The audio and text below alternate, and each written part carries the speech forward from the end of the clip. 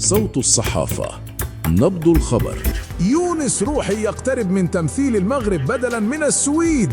يبدو أن المنتخب المغربي على موعد مع إضافة جديدة إلى قائمته، بعدما كشفت تقارير صحفية أن يوفنتوس الإيطالي قدم أحد لاعبيه الشباب ليكون قريباً من تغيير جنسيته الرياضية والانضمام إلى أسود الأطلس بدلاً من منتخب السويد.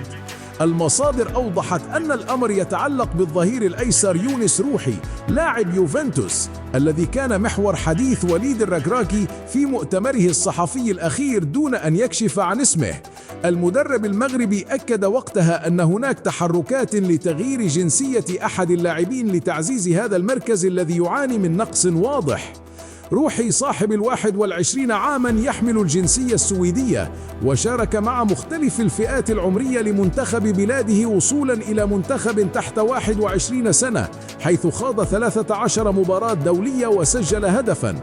غير أن الجامعة الملكية المغربية لكرة القدم تسابق الزمن لإنهاء ملفه قبل كأس إفريقيا المقبلة التي ستقام على الأراضي المغربية بين 21 من ديسمبر و18 من يناير.